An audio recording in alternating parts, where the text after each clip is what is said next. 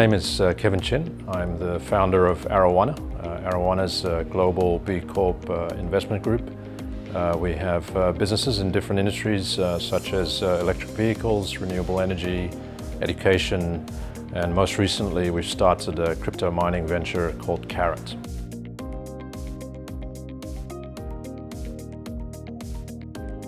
We started Arowana in 2007 and we got into cryptocurrency just in the last 6 months and we spent 2 years studying the sector, and it really came about from our business in renewable energy. We have a 1.7 gigawatt solar portfolio in the US, and we've built solar farms around the world, and we saw an opportunity by virtue of that to enter the digital asset mining space.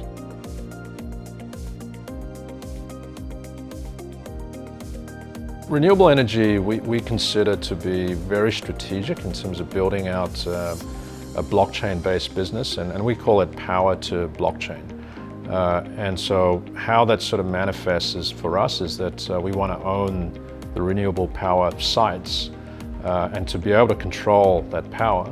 And in the future, beyond mining digital currency, which is the highest and best use today, there's multiple applications that will come from basically the Web 3.0, if you will, which is going to be very, very power intensive. So to actually physically own those renewable sites, we think is strategically very important.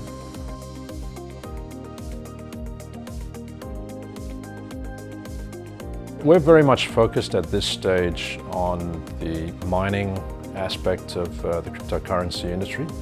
And our mission is to build the most efficient net zero powered crypto mining company with operations principally in the US, but we're also looking in the UAE as well.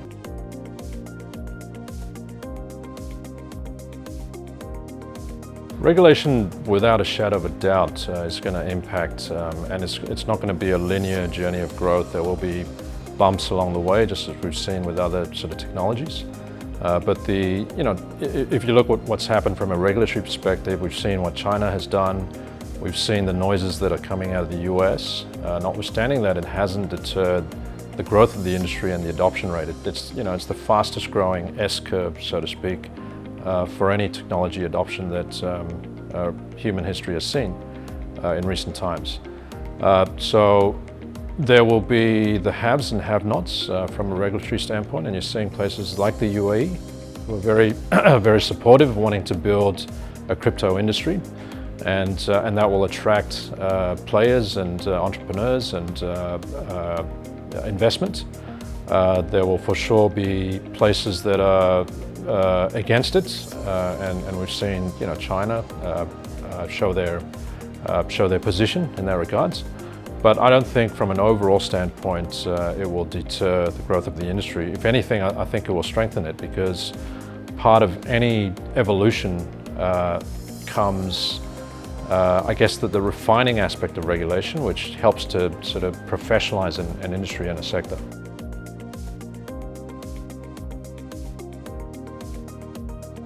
The next 5 to 7 years, we're going to see continuation of the frenetic growth that we've seen in the last 3 years in particular.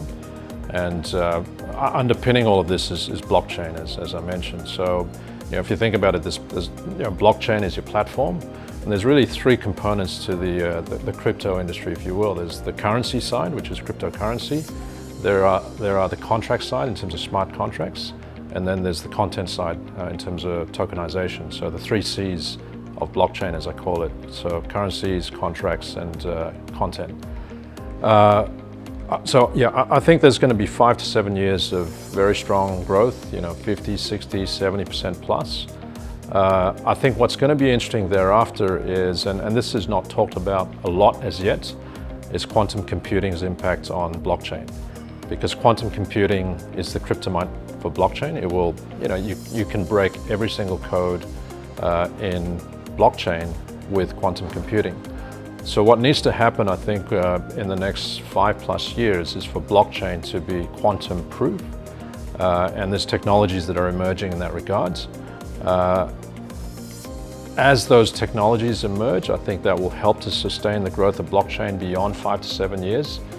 If they are slower to emerge than quantum computing is, then I suspect we may actually see a slowdown in the blockchain industry.